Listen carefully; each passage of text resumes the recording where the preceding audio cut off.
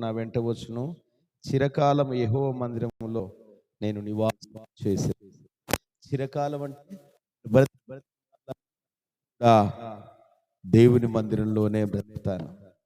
ఇది దావీదు మహారాజు ప్రార్థన. నా చివరి కోరిక కూడా ఏంటంటే ఒక 5-6 సంవత్సరాలు, 7 సంవత్సరాలు పిల్లలు కొంచెం పెద్దోళ్ళు అయినాక ఈ పనులన్నీ పిల్లలకు అప్పగించి నేను సంపూర్ణంగా ఇక్కడికే వచ్చి ఇక్కడ ఒక ఇల్లు వేసుకొని ఈయన్నే బతికి సేవ చేయాలని తీర్మానం చేసుకున్నా.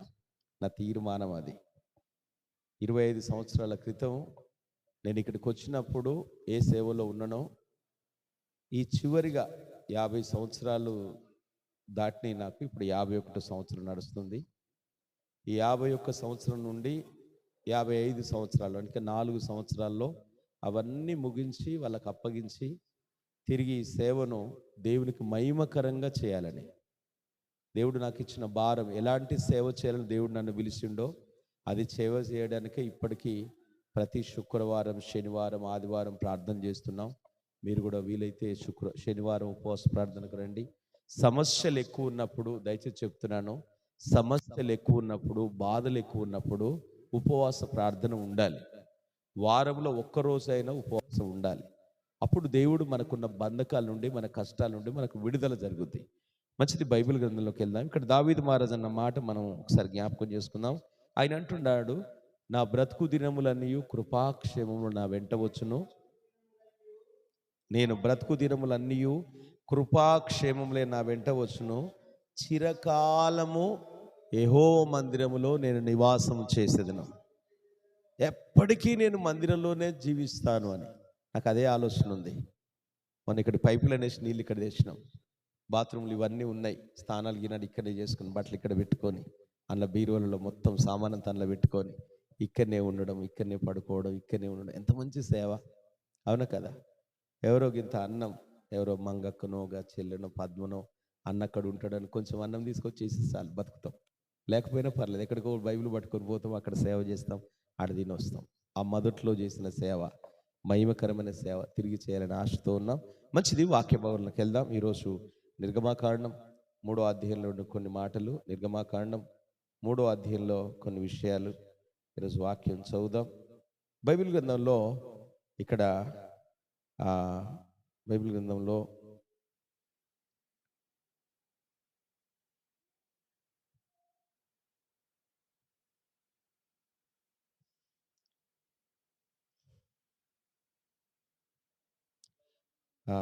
రెండవ అధ్యాయం, నిర్గమాకాండం 2వ అధ్యాయంలో ఇక్కడ మోషే పుట్టుక గురించి మొదటి నుండి రాయబడి ఉంది. కానీ మోషే ఎలాంటి పరిస్థితుల్లో పెరిగాడో దాని గురించి కొన్ని మాటలు విందాం. బైబిల్ గ్రంథంలో ఈ నిర్గమాకాండం 2వ అధ్యాయంలో 10వ వచనం చూసినట్లయితే, ఆ బిడ్డ పెద్దవాడైన తర్వాత ఆమె ఫరో కుమార్తె యొద్ద అతన్ని తీసుకొని వచ్చును, అతడు ఆమె కుమారుడు ఆయను. ఆమె నీటిలో నుండి ఇతన్ని తీసినని చెప్పి అతనికి మోషే అని పేరు పెట్టెను. ఆ దినములలో మోషే పెద్దవాడై తన జనుల యొద్దకు పోయి వారి భారము చూసెను. అప్పుడు అతడు తన జనుల్లో ఒక హెబ్రీయుని ఒక ఐగుప్తుడు కొట్టుచుండగా చూసెను. అతడు ఇటు అటు తిరిగి చూసి ఎవడనూ లేకపోగా ఆ ఐగుప్తుని చంపి ఇసుకలో వారిని కప్పిపెట్టెను. మరునాడు అతడు బయట నడిచి వెళుచుండగా హెబ్రీయులైన మనుషులిద్దరూ పోట్లాడుచుండిరి. అప్పుడు అతడు అన్యాయం చేసిన వారిని చూసి, నీవేళ వారిని కొట్టుచున్నావని అడగగా, అతడు, మా మీద నిన్ను అధికారిగాను తీర్పరిగాను నియమించిన వాడెవడు? నీవు ఐగుప్తుని చంపినట్లు నన్ను చంపవలనని అనుకొనుచున్నావా అనెను. అందుకు మోషే, నిశ్చయంగా ఈ సంగతి బయలుపడననుకొని భయపడెను. ఫరో ఆ సంగతి విని మోషేను చంప చూశాను గాని మోషే ఫరో ఎదుటి నుండి పారిపోయి మిద్యాను దేశంలో నిలిచిపోయాను, ఒక బావి యొద్ద కూర్చుండెను. హల్లెలూయా. ఇక్కడ కనుక చూసినట్టయితే మోషే ఇశ్రాయేలీయులను ఒక ఐగుప్తుడు కొట్టడం చూశాడు. ఈ మోషే ఎంత గొప్పవాడు అంటే దేవుని ప్రణాళికలో ఉన్నవాడు. మోషే పుట్టినప్పుడు అక్కడున్న పరిస్థితులు 1వ అధ్యాయం పైన రాయబడి ఉంటాయి. ఐగుప్తులో ప్రజలు పెరిగేటప్పుడు రాజు ఒక శాసనం చేశాడు. ఏంటిది ఆ శాసనం అంటే, ఈ యొక్క ఇశ్రాయేలు వీళ్లకు ఎవరైనా ఈ యొక్క బానిసలుగా ఉన్న వీళ్ళకు కుమారులు కనుక పుడితే ఒక రోజున మా దేశం మీదకి వీళ్ళు యుద్ధం చేసి మమ్మల్ని జయిస్తారని చెప్పి మగ పిల్లవాడు ఎవరికి పుట్టినా అతన్ని చంపాలని ఒక శాసనం చేస్తాడు. ఒక చంపాలి, ఎవరు మగ పిల్లలు పుట్టినా చంపాలంటాడు.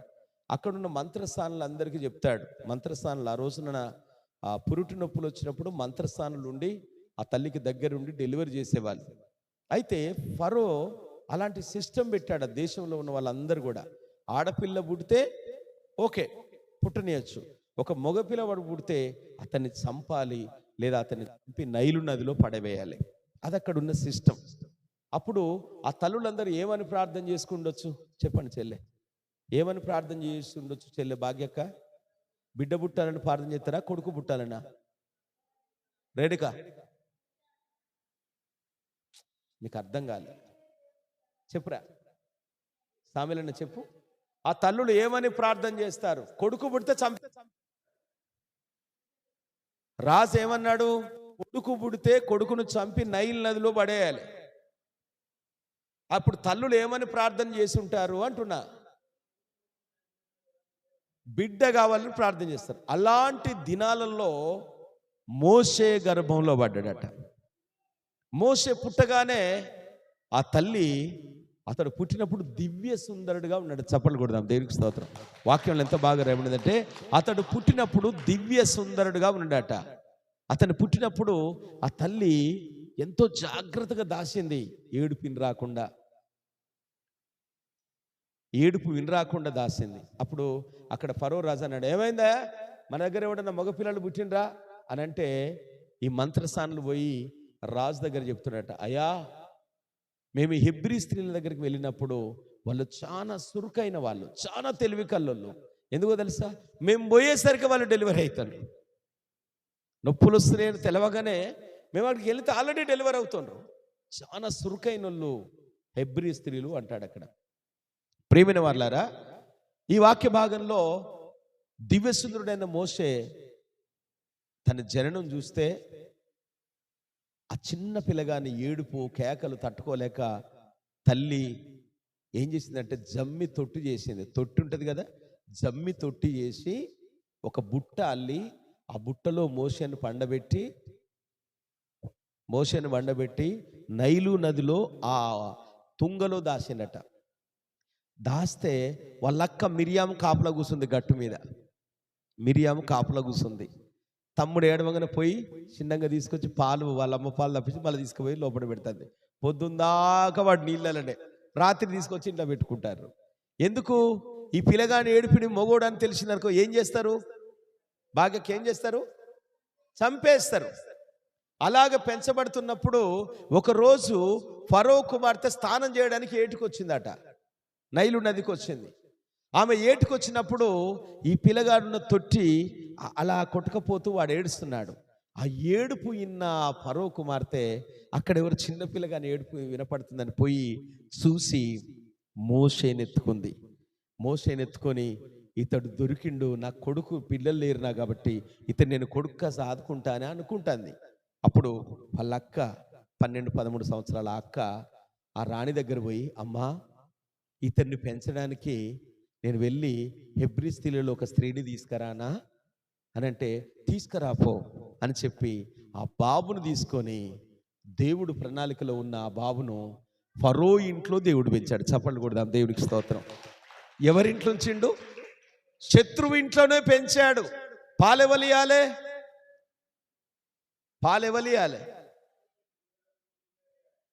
తల్లియాలే. తల్లికి జీతం ఇస్తారు, పెంచడానికి తీసుకొస్తానన్నది కదా. పాలెవరియాల బాబుకు? ఏ తల్లి?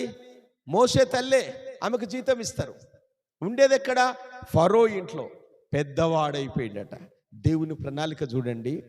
మిమ్మల్ని ఎవరైతే బాధ పెడుతుండ్రో, మీకు ఏ సమస్య అయితే మీకు ఇబ్బంది కలిగిస్తుందో ఆ సమస్యలోనే దేవుడు నిన్ను నన్ను పోషిస్తాడు. దేవునికి స్తోత్రం. శత్రువు ఇంట్లో మోషేను దేవుడు పెంచాడు. పెంచిన తర్వాత పెద్దవాడైనప్పుడు అని రాయబడి ఉంది. అంటే 30 సంవత్సరాలు వచ్చినాయి. అప్పుడు ఒకసారి ఆయన నేను ఇందులో పెరిగినా అని వాళ్ళ అక్క చెప్తుంది. తమ్మి నువ్వు మా తమ్మునివిరా, ఈమె జాదుకున్నదిరా అని ఎన్ని బుద్ధులు చెప్పిందో. పెద్దవాడైనప్పుడు ఆ పని చేస్తున్న బానిసలుగా ఇశ్రాయేల్ కష్టపడుతున్నప్పుడు అక్కడికి వెళ్ళి చూస్తున్నాడట. చూస్తుంటే ఇశ్రాయేలు కొట్టుకోవడం కాదు కానీ ఒక ఐగుప్తీయుడు ఇశ్రాయేల్ని కొడుతున్నాడట. ఎవరిని కొడుతున్నాడు?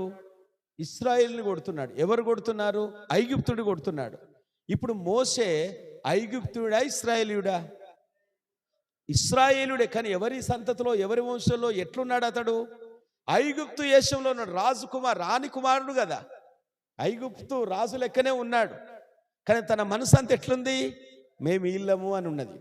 అక్కడికి వచ్చిన తర్వాత చూసి ఇశ్రాయేల్ని కొడుతున్న ఐగుప్తుని చంపిండట. చంపి ఉష్కెల పాతరేసిండు. వాడు విడిపించబడ్డోడు ఊళ్ళో పోయి చెప్తాడట, ఏమని? ఫరో కుమారుడు మోషే పలానా ఐగుప్తుని చంపిండు, పాతరేసిండు. మళ్ళీ కొన్ని రోజుల తర్వాత హెబ్రీలు కొట్టుకుంటాడట. మోషే అక్కడికి పోయిండు. మోషే పోయి చూసి, ఏయ్ మీరు కొట్టుకోవడం ఏందిరా?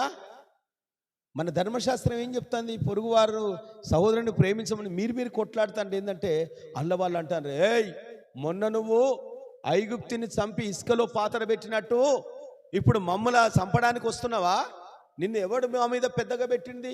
నిన్నెవడు తీర్పరిగా పెట్టిండు అని మోషేని ఎదిరించినప్పుడు మోషే ఈ విషయం ప్రజలకు తెలిసిందని భయపడి ఆ నోట ఈ నోట పడి రాజుకు తెలుస్తుందేమని చెప్పి ఐగుప్తులో నుండి మోషే ఫరోరై అక్కడ నుండి పరరై మిద్యాను అరణ్యంలోకి వెళ్ళాడు. చప్పట్లు కొడదాం దేవునికి స్తోత్రం. ఈ విషయం అంతా కూడా ఈ యొక్క నిర్గమాకాండం 2వ అధ్యాయంలో క్లియర్గా రాయబడి ఉంది. ఈ నిర్గమాకాండంలో మోషే అక్కడ నుండి బయటకు వచ్చి పారిపోయి 16వ వచనం చూసినట్టయితే 2వ అధ్యాయం 16వ వచనంలో మిద్యాను యాజకుడైన 7 మిద్యాను 15వ వచనంలో ఫరో ఆ సంగతి విని మోషేను చంపచూసాను కానీ మోషే ఫరో ఎదుటి నుండి పారిపోయి మిద్యాను దేశంలో నిలిచిపోయి ఒక బావి వద్ద కూర్చుండెను. ఇక్కడ ఎక్కడున్నాడు అంటే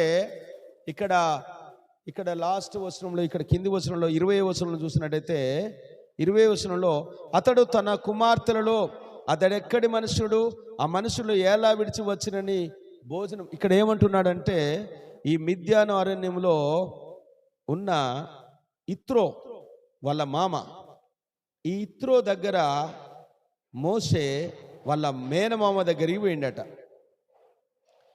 మేనమామ దగ్గరికి పోయి ఆ మేనమామ దగ్గర ఉన్నాడట. అరణ్యంలో వెళ్ళిపోయిండు. అక్కడ ఒక బావి ఉంది. బావి కాడ వాళ్ళందరూ కూడా ఆ బావి కాడ అలసిపోయి కూర్చున్నాడట. వేరే దేశంలో కూర్చుంటే ఆ ఇత్రోకు 7 బిడ్డలు ఉండట. ఆ బిడ్డలు వాళ్ళందరూ కూడా గొర్రెలు మేపుకుంటానికి వచ్చినట, ఒంటెలు మేపుకుంటానికి. వాళ్ళందరూ నీళ్ళకి వచ్చినప్పుడు ఈ మోసే పోయి నీళ్లు చేది వాళ్ళకు పెట్టిండట.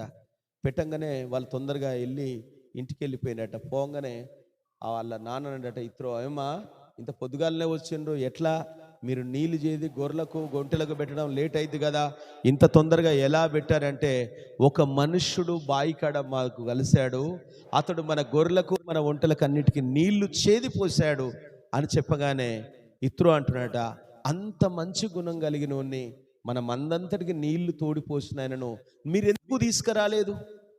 మీరు అతన్ని తీసుకురాప్పుడు అనగానే వాళ్ళు వచ్చి మోషేను తీసుకొని వెళ్ళారట. అన్ని కుశల పసులు అడిగిన తర్వాత తన కుమార్తెను సిప్పోరాను ఇచ్చి తనకు పెళ్లి చేశాడట. ఇది బైబిల్లో స్పష్టంగా రాయబడింది. ప్రియమైన వారలారా, ఇక్కడ మనకి ఈరోజు కావాల్సిన వర్తమానం ఏంటంటే మోషే ఇత్రో యొక్క గొర్రెల మందలు మేస్తున్నాడు. అక్కడ మేస్తున్నప్పుడు హోరేబు కొండకు దేవుడు 3వ అధ్యాయంలో చూసినట్టయితే నిర్గమాకాండం 3వ అధ్యాయంలో మోషే మిద్యాను యాజకుడైన ఇత్రో అను తన మామ మందను మేపుచు ఆ మందను అరణ్యము అవతలకు తోలుకొని దేవుని పర్వతమైన హోరేబునకు వచ్చెను. ఒక పొద నడిమిన అగ్నిజ్వాలలతో యెహోవా దూత అతనికి ప్రత్యక్షమైనను. అతడు చూసినప్పుడు అగ్ని వలన ఆ పొద మండుచుండెను గాని ఆ పొద కాలిపోలేదు. అప్పుడు మోషే ఆ పొద ఎలా కాలిపోలేదో నేను ఆ తట్టు వెళ్ళి ఈ గొప్ప వింతను చూసుదని అనుకొని దాన్ని చూసుటకు అవతలికి ఆ తట్టునకు వచ్చుటకు యెహోవా చూసెను.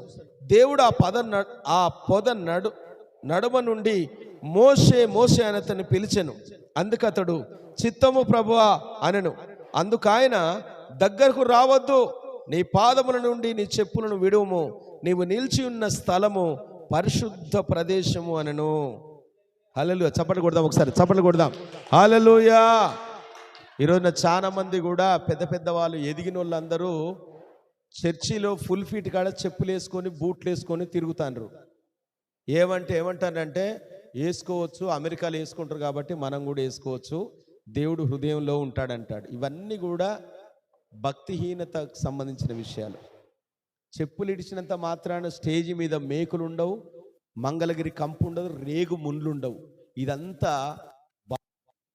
బాగా వాక్యములో కాదు కానీ లోకానుసారంగా లౌకిక జ్ఞానముతో ఎదిగి కళ్ళు మూసుకపోయి ఫుల్ ఫీట్ మీద బూట్లు వేసుకొని చెప్పులు వేసుకొని తిరిగే వ్యవహారం. ఇదంతా ఏమంటానంటే అమెరికోళ్ళు వేసుకుంటారు, అక్కడోళ్ళు వేసుకుంటారు కాబట్టి మనం కూడా వేసుకోవచ్చు అంటారు. ఇప్పుడు నీకు భక్తి ఉన్నట్టు లెక్కెట్లా? దేవుడు ఇంత స్పష్టంగా మాట్లాడిండు కదా. ఎంత స్పష్టంగా రాయబడింది. నువ్వు నిలబడ్డ స్థలం పరిశుద్ధమైనది. ఈ మందిర స్థలం అంతా కూడా దేవుని మహిమతో ఉంటుంది. ఇక్కడంతా కూడా ఈ ఆవరణం అంతా దేవుని మహిమతో నింపబడి ఉంటుంది. మొన్నటి దినాన ఒక సాక్ష్యం సుధాకర్ పాస్టర్ చెప్పిండు. ఇక్కడికి కొన్ని వేల మంది వచ్చి ఇక్కడ ఇదే స్థలం అంతా ఉన్నారట. కొన్ని వేల మంది చూస్తున్నట. తమ్ముడు పరిశాన్ అయిపోయినాడు, ఇంతమంది వచ్చింది ఏందని. ఈ వారం ఇస్సాకన్న కూడా ఒక మంచి మాట చెప్పిండు.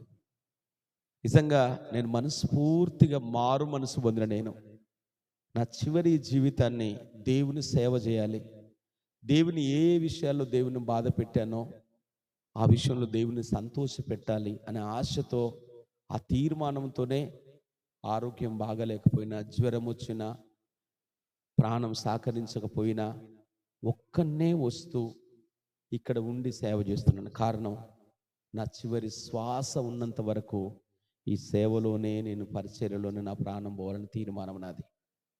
దేవుడు అడగకుండా అన్ని ఇచ్చిండు, కానీ ఇప్పుడు అవి నాకు వద్దు అనిపిస్తుంది.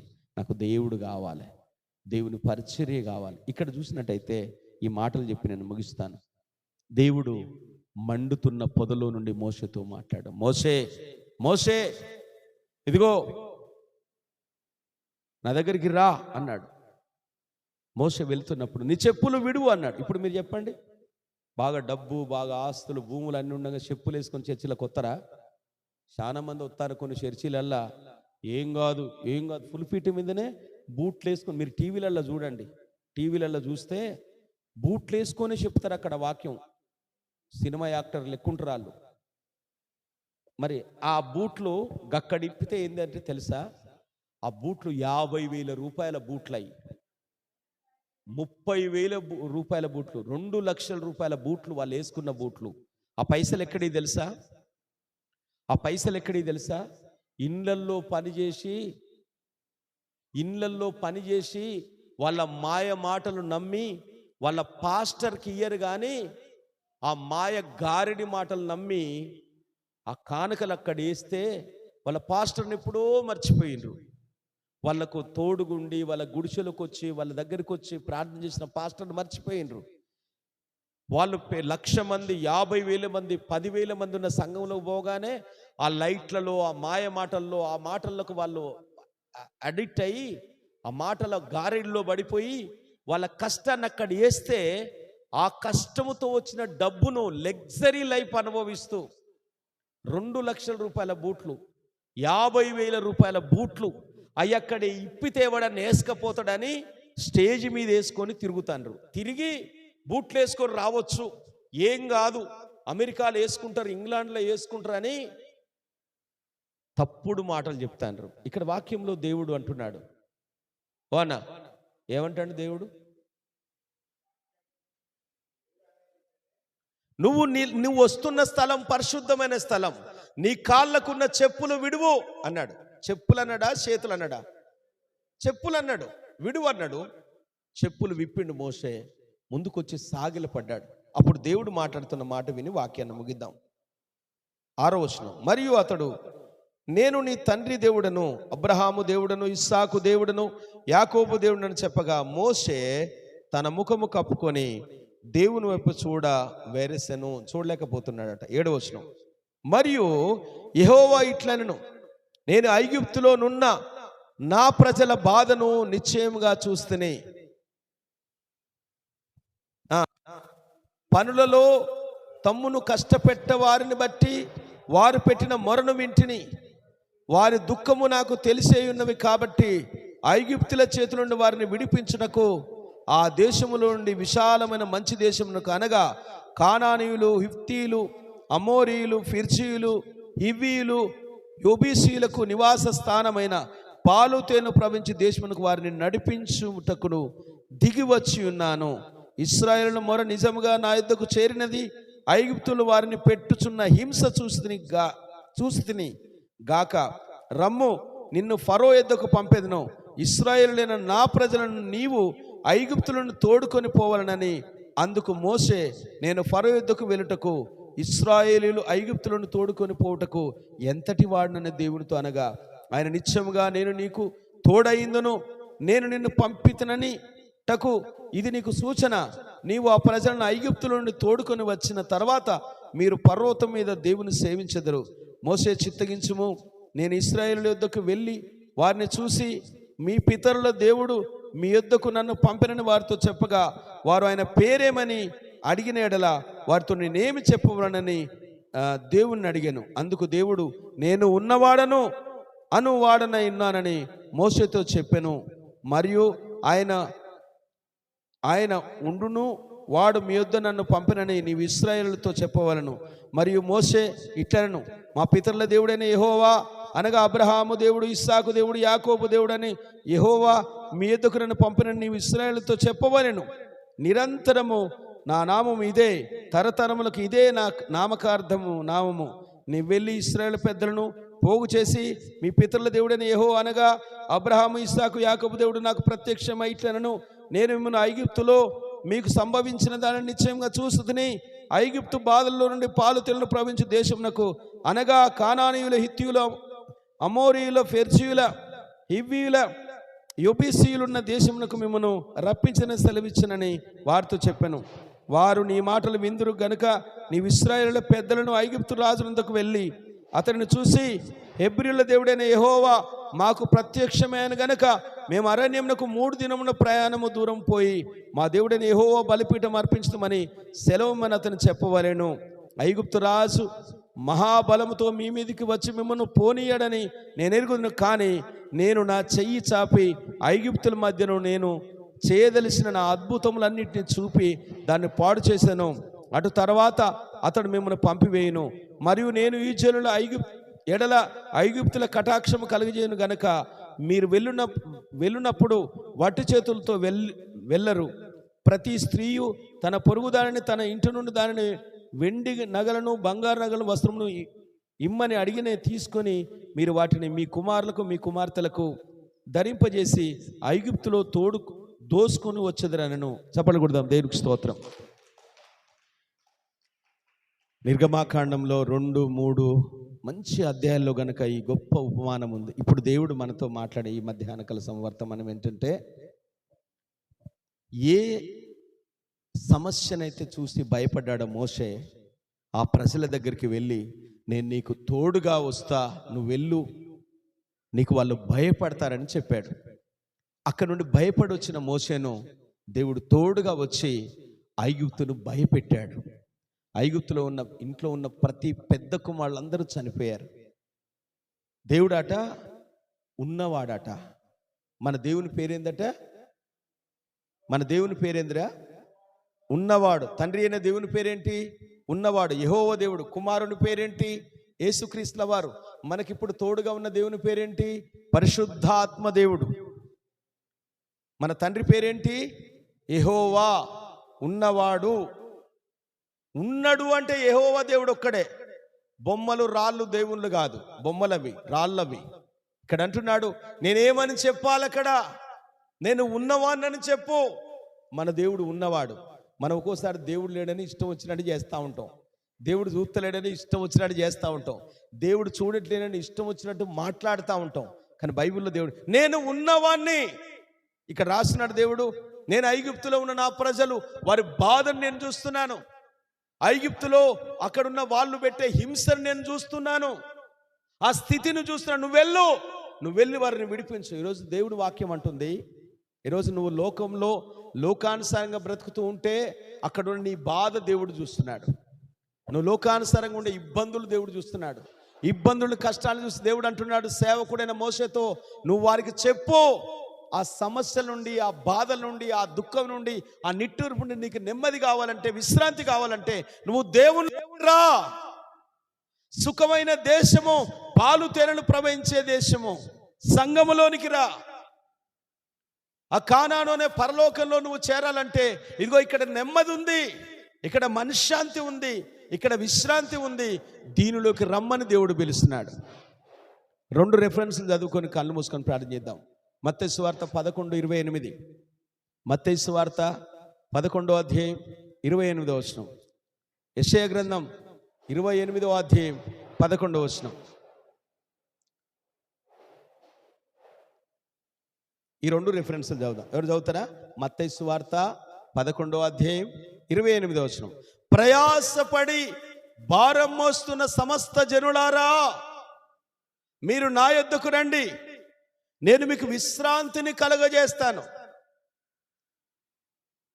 చదువుతారా అన్న? 11వ అధ్యాయం 28వ వచనం మత్తయి సువార్త. చదువురా అన్న? మత్తయి సువార్త 11వ అధ్యాయం 28వ వచనం.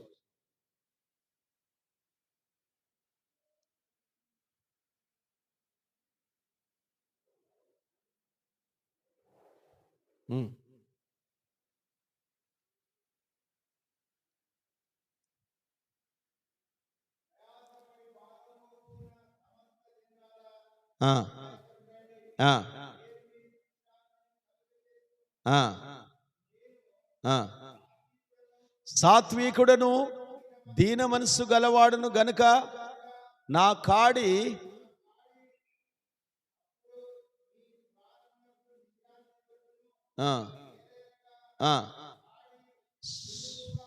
తేలికగా ఉన్నాయి. చప్పట్లు కొడదాం ఒకసారి, చప్పట్లు కొడదాం. దేవునికి స్తోత్రం. గట్టిగా చప్పట్లు కొట్టాలి. దేవునికి స్తోత్రం. దేవుడు పిలుస్తున్నాడు అందరినీ కూడా.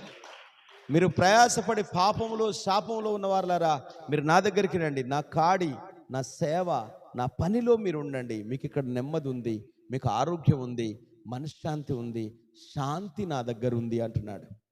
అదే యెషయా గ్రంథం 28వ అధ్యాయం, యెషయా గ్రంథం 28వ అధ్యాయం 11వ వచనం చదివినట్టయితే అక్కడ కూడా దేవుడు యెషయా ద్వారా ఈ మాట రాయించాడు. యెషయా గ్రంథం 28వ అధ్యాయం 11వ వచనంలో చదువుదామన్నా.